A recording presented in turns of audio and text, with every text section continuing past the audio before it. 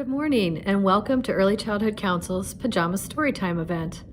I'm Leigh Easterling, Director of Early Childhood Ministries and Mary Evans Child Development Center.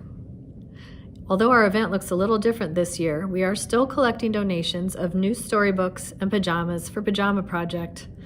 It's their mission to make sure every child has a safe and comfortable bedtime routine, no matter what circumstances their families may be in. We're so glad that you are able to spend some time with us this morning, and we hope your grown-ups can sit back and relax while you join us for stories and songs. Stay with us to the very end, and you will even see a real live hedgehog. Enjoy. Hi everyone, I'm Jessi. I was going to read a book with you this morning, if that's okay. And it's a book about one of my favorite animals, unicorns. Does anyone else like unicorns? I really like unicorns because they're sparkly and they've got a pretty horn that makes them just a little bit more special than a horse. And this book is called Thelma the Unicorn. So let's start reading and find out what happens to Thelma. Thelma felt a little sad. In fact, she felt forlorn. You see, she wished with all her heart to be a unicorn.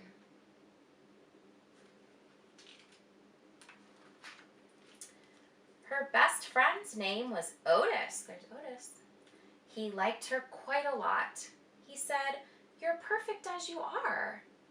But Thelma said, "I'm not."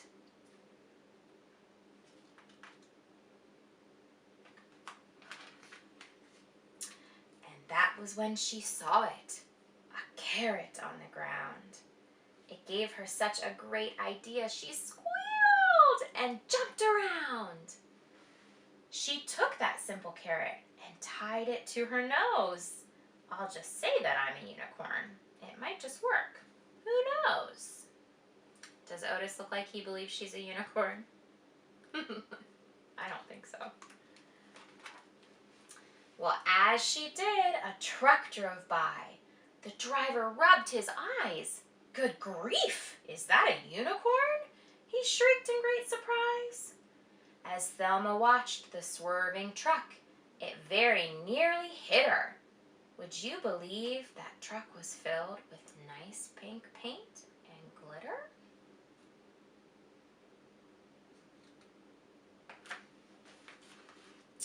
Oh, Thelma looked amazing. She was a unicorn.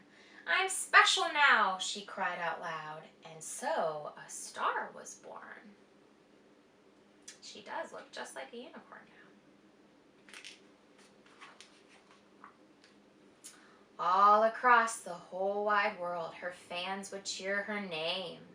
Thelma loved it, every bit. The fame, the fame, the fame.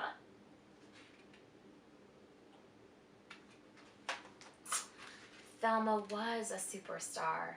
Her dreams had all come true. But soon she found that so much fame was kind of tricky, too. Looks like there's lots of people all around her. You see, her fans were mad for her. They'd scream and cry and laugh. They'd chase her everywhere she went to get her autograph. In fact, they chased her all day long. It never, ever stopped. I don't know, Thelma looks a little bit nervous or scared. What do you think? They chased her while she exercised. They chased her while she shopped. "Please don't chase me anymore," she asked the screaming crowd. "We'll chase you all we want," they said. "We're fans, so it's allowed." And some were not her fans at all. No, some were really mean. And some just did the meanest thing she'd really ever seen. The sign says, "I don't like unicorns." And this sign says, "I agree." And Thelma looks offended. So one dark night, she felt quite sad, this famous little pony. She said, "I thought that I'd feel great, but all I feel is lonely." She's looking at a picture of who? Do you remember? Yeah, it's Otis, her best friend. I think she misses him. And so with that, she changed her mind, this lonely unicorn. She cleaned off all her sparkles and ditched her magic horn. And then she walked right past the crowd. They didn't even notice. She thought how nice that it would be to see her lovely Otis.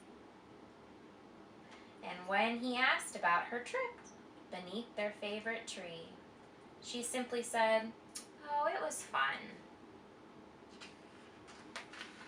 But I'd rather just be me." They look very happy. Got their carrot that they're sharing.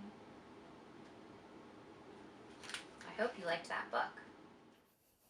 Hi, everybody. My name is Erica Carlson, and I am on the Early Childhood Council. Welcome to my story called Barnabas's Berry Patch. This is a story that I wrote and I love to perform for kids all around town through my children's entertainment business. It starts out one day on a nice sunshiny day. Can you make the sun come up? Whoop! Very nice. In a forest. That's our setting for this story. We've got our tree in the forest, and our main character is a bear named Barnabas. And Barnabas is a really lucky bear. Do you know why? He has his very own berry patch that he gets to visit every day. And he goes to his berry patch and he eats the nice red, plump, juicy berries. Can you say yum, yum?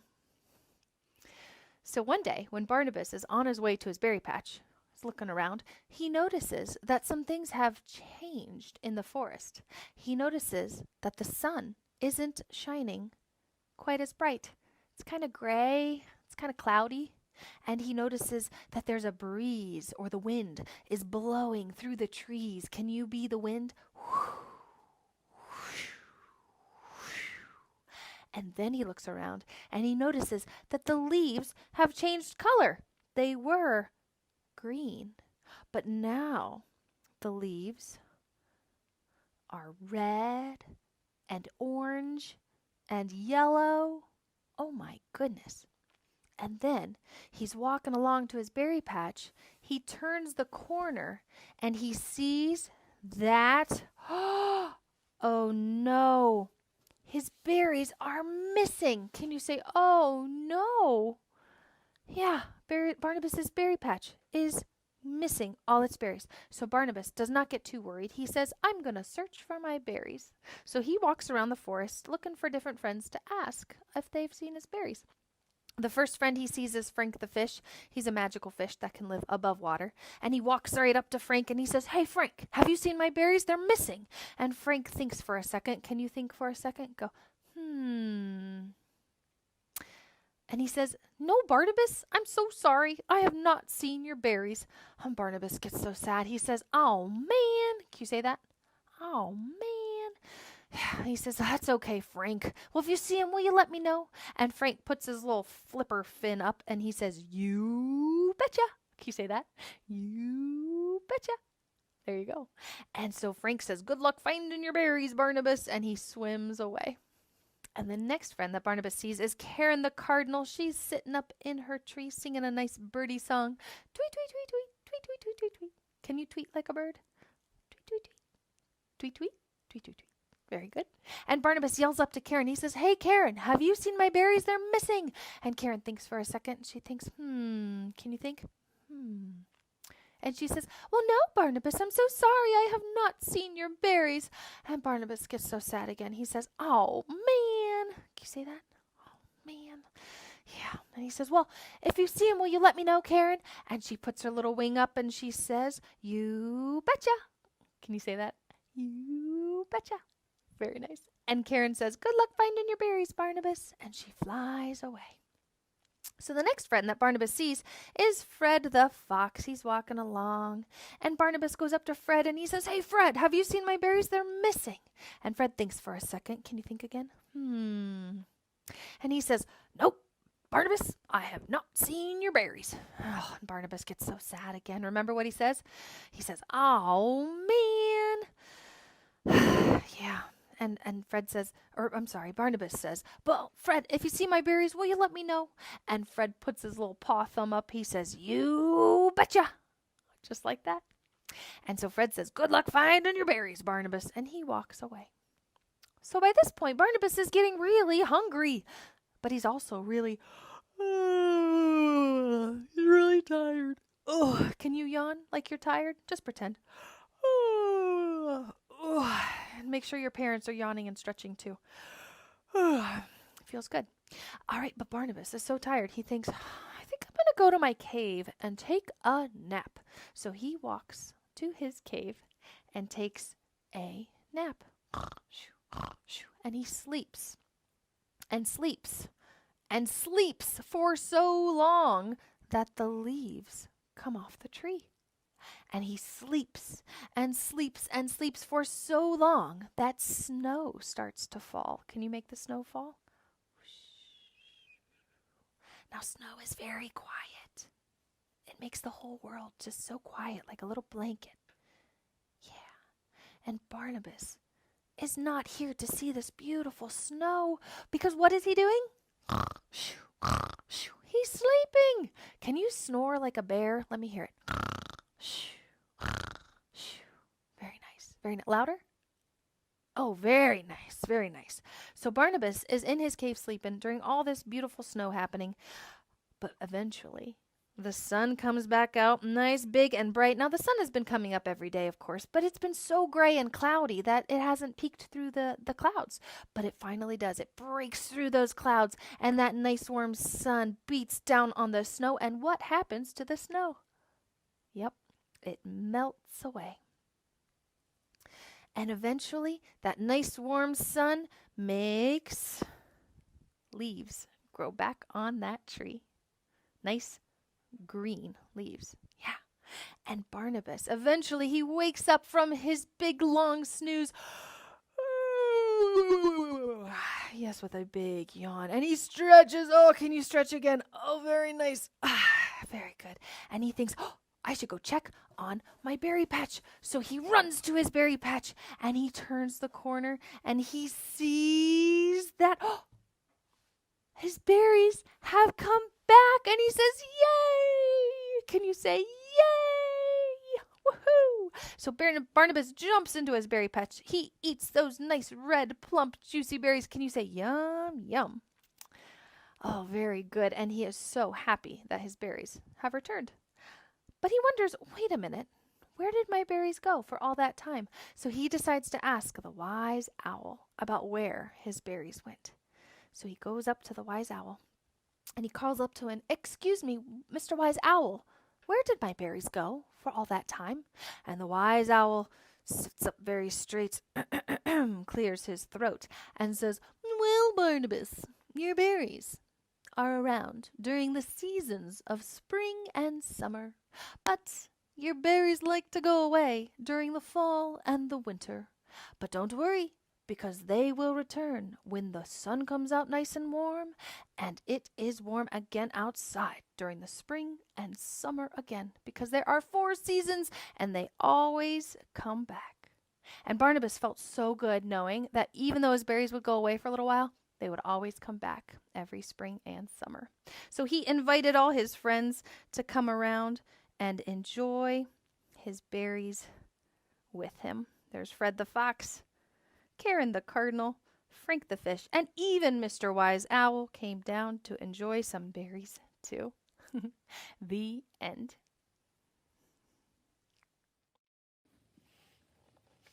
Tickle Monster. I come from planet Tickle, you see. I'm a monster, but not the kind you must flee. I'm the happiest, silliest, zaniest kind.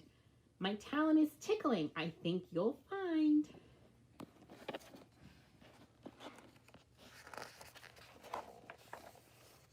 I've traveled the galaxy, planets and stars. I've tickled my way from Venus to Mars. I've traveled the world from Texas to Pisa. I've tickled King Tut and the Great Sphinx at Giza.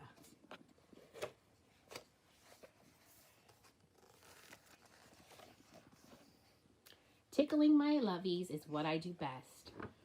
Are you sure you're ready for what's coming next? I'm all in a tizzy, quite frizzy and dizzy. My fingers are squiggly. Your piggies are wiggly.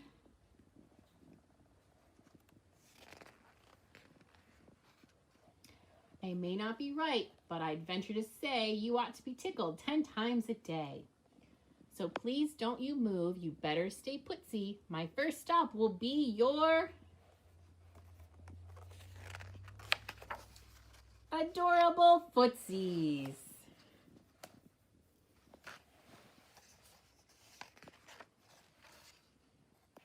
I need just a moment as a matter of factly to scheme where I'll tickle you next exactly. I'll tell you a secret, you sweet little pea. It's time to tickle your cute bony knee.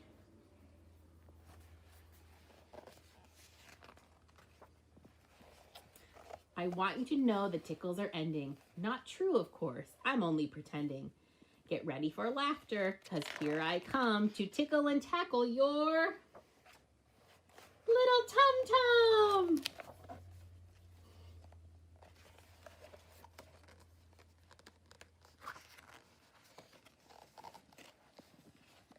Let's stop if you will. I have a request. My fingers are tired.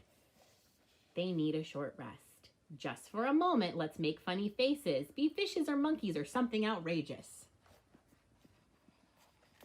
Surely by now you must be believing my spaceship is waiting and soon will be leaving. So let's say goodbye. Oh my, what the heck. I've decided to stay and nibble your neck.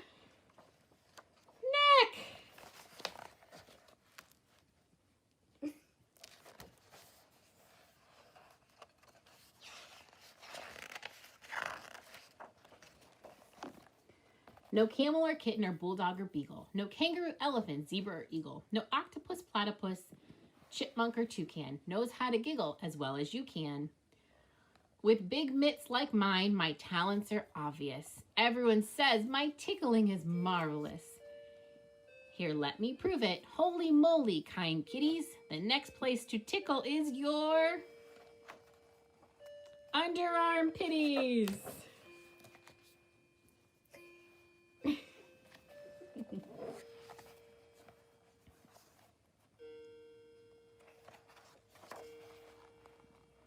Hold still now, no jumping or flinching or wiggling, no smiling or smirking, or snorting or giggling. Here comes the moment for us to be serious. Next you shall see something very mysterious. For my crowning achievement is tickle your toes, and your elbows and your knees, and your neck and your nose, and your earlobes, and your eyebrows and chin. Quite a tally. I'll tickle them all for my big grand finale. Whew, that's enough. I'm exhausted from laughing. I've had so much fun. What a great time we're having. But now I must leave, find my coat, grab my hat. Planet Tickle is calling. It's time for my nap. Now please don't you worry and please don't you fret, because Tickle Monster isn't done with you yet. Here's one more thing before I must go. I love you so much. I want you to know.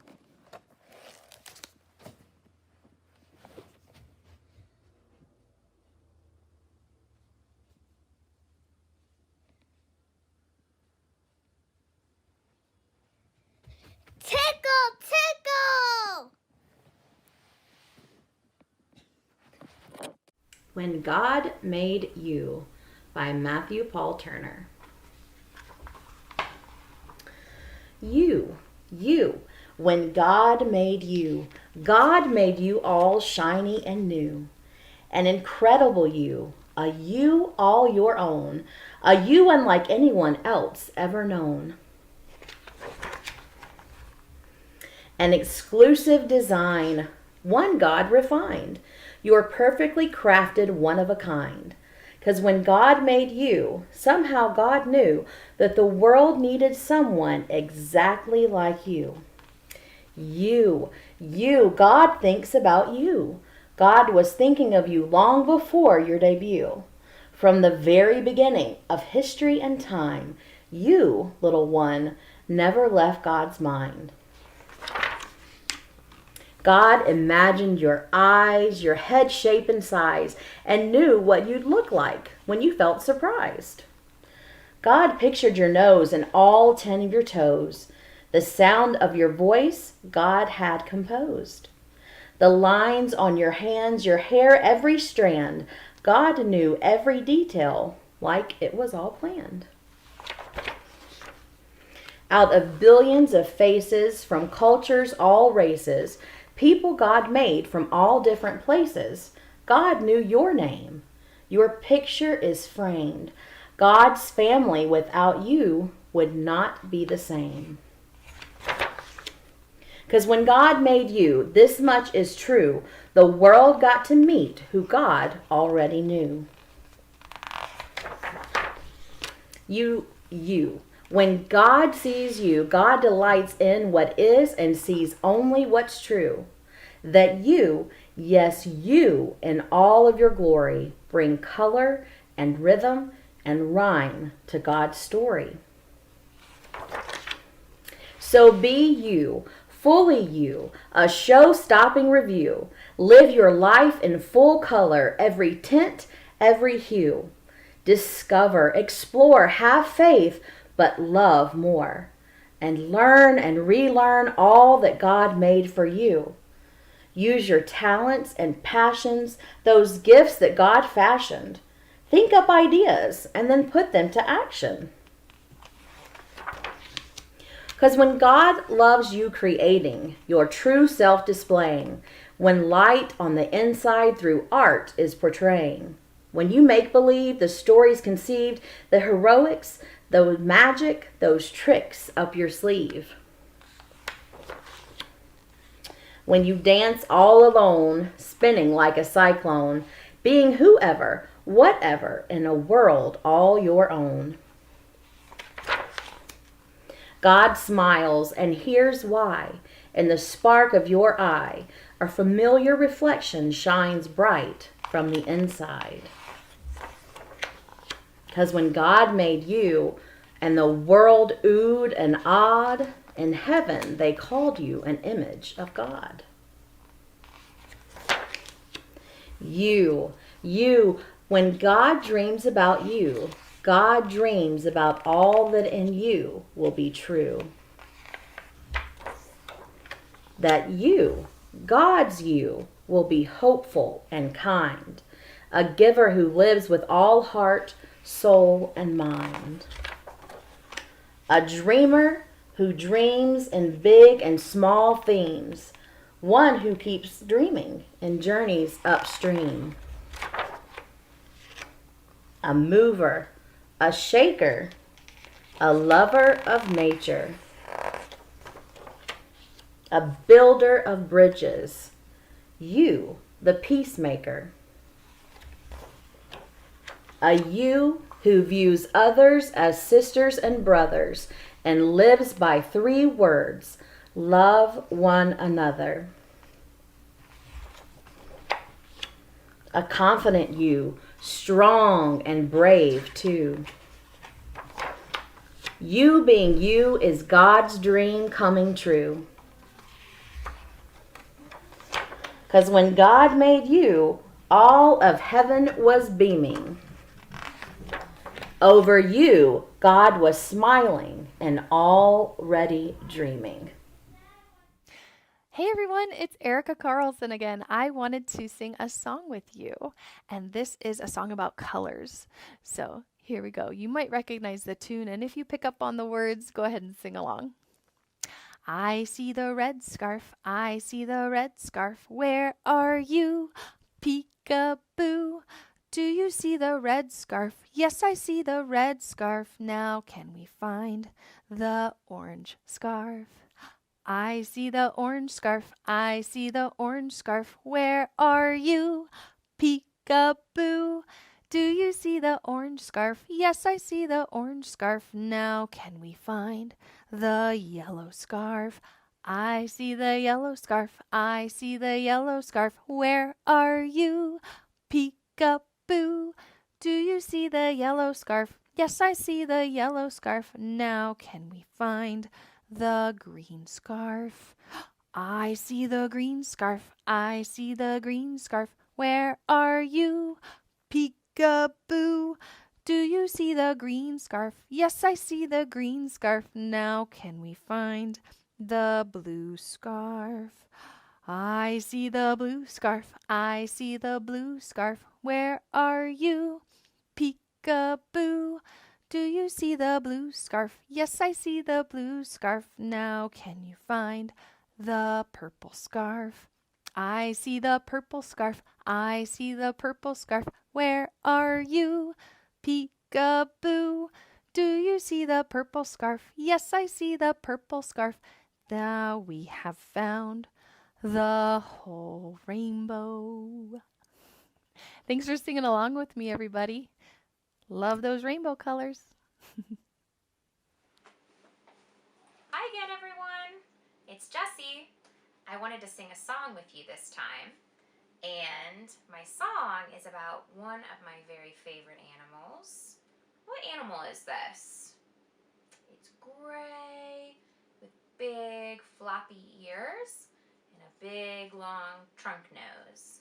Do you know what animal this is? Right! It's an elephant. All right, so we're going to sing about elephants, and we're also going to sing about spider webs. Has anyone heard of this song? If not, you'll catch on really quick. But I do need your help.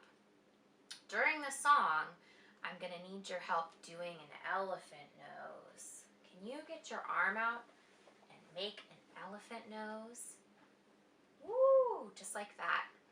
Great job. You look like you've maybe done that before. And I'm also going to need your help when we talk about the spider web. Make a spider web with your hands. I kind of have my fingers pointing together and crossing a little bit, and it makes a little bit of a spider web. And one last thing. This is the most important thing of all. I need your help doing an elephant call. All right, let me show you how it sounds. Put my hand up so that it makes it really loud. Okay, here it is. Elephant. Do you want to practice real quick? Maybe the grown-ups that are with you could practice too. Let's try it. 1, 2, 3. Elephant. Great. All right, let's sing our song about elephants. One elephant went up one day on a spider's web to play. He had such enormous fun that he called for a second elephant to come. All right, let's do our elephant call. Ready? Elephant. Okay, let's see if another elephant comes. Here comes another elephant. All right, now we've got how many? Right, 2. Okay, here we go. 2 elephants went up one day on a spider's web to play. They had such enormous fun that they called for a third elephant to come. Can you call? Elephant.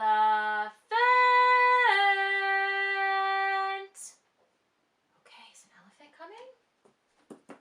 A little elephant came. All right, now we've got how many elephants? Let's see if I can show you. 1, 2, 3. Okay, here we go. 3 elephants went up one day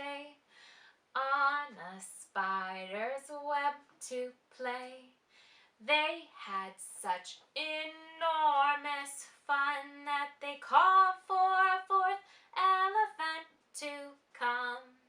All right, ready for the elephant call? Elephant! There's another elephant coming. I see it. Now we have how many? Oh man, it's getting hard to hold all these elephants.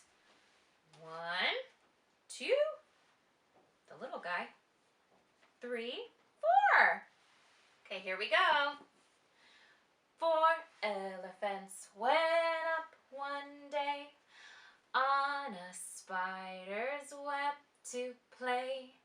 They had such enormous fun that they called for a 5th elephant to come. Elephant! Okay, let's see if number 5 comes. Oh my gosh, it's so tiny. Look how cute. Maybe it's a baby elephant. Baby! Now we have 1,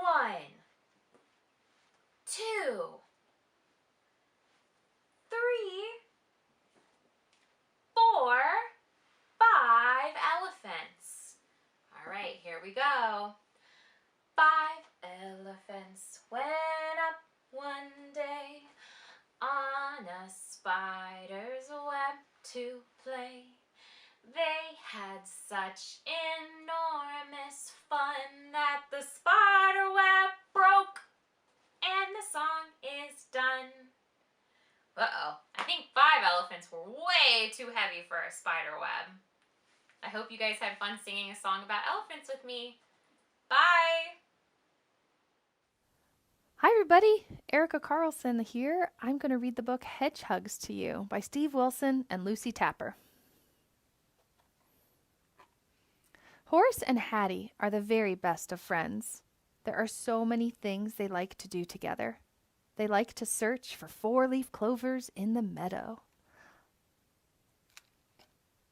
They like to make daisy chains in the shade of an old oak tree. They like to splash in puddles on the lawn. And sometimes they like to have a tea party by the river. When Horace is busy, Hattie puts on her tutu and dances in the bluebells. When Hattie is busy, Horace searches for spiders in the woods. Horace and Hattie are the very best of friends, but there's one thing that they cannot do together. They cannot hug. They are just too spiky. They have tried lots of ways to hug. In the winter, they rolled in the snow until it covered all their quills, but the hug was too cold. Brr. In the spring, they found some old hollow logs. Horace and Hattie squeezed inside, but the hug was too bumpy. In the summer, they stuck strawberries on their spikes, but the hug was too sticky. Ugh. Bet it was tasty, though. In the autumn, they covered their quills in crunchy, crispy leaves, but the hug was too scratchy. Poor Horace and Hattie. Aww. Then one day, they found something very interesting. Looks like a clothesline of laundry. Look at them there by that basket. It was soft. Was it a hat? Horace decided to investigate. He wriggled and jiggled and nibbled, then out he popped. He looks pretty happy with himself. Hattie thought Horace looked very funny. Then she had an idea. Hattie looked at Horace. Horace looked at Hattie. They moved closer and closer and closer until they hugged. The hug was just right. Not cold, not scratchy, not sticky, and not bumpy. It was warm and soft and cuddly and comfy. A perfect hedge hug. So the next time you see someone wearing mismatched socks or if one of your socks goes missing, you know what it means. A hedgehog has happened. The end. I wanted to introduce you to a real hedgehog. This is Sedgy the Hedgie, and he is a real live hedgehog. So I hope that when you read books about hedgehogs, you can think about this little cutie. Because they are spiky, they need something to cover those spikes to be hugged, like the mismatched socks in this story with Horace and Hattie. So if you ever find a mismatched pair of socks, you should just think that a hedgehog has happened. Let's get a little closer look at Sedgy. He's feeling a little nervous, I think. Maybe he wants a little hedgehog friend. A hedgehog friend to hug. I've been missing my friends too. I miss hugging everybody.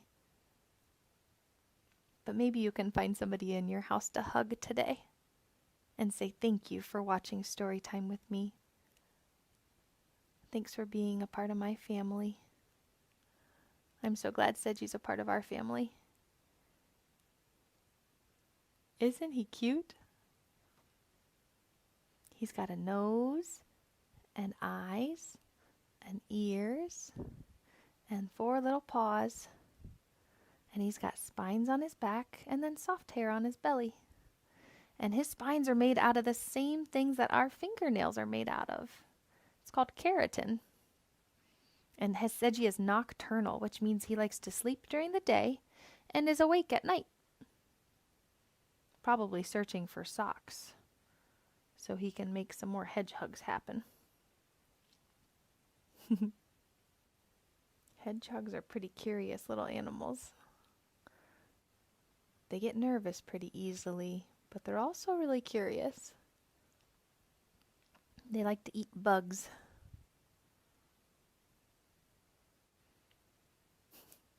When hedgehogs get scared, they curl up into a ball. And they huff and puff, which is a little tss, tss kind of noise. There, Sedgy curled into a little ball, which is pretty cute, really. Oh, he's coming out to say hi. I hope you enjoyed story time today, everybody. I hope you enjoyed meeting Sedgy the Hedgie.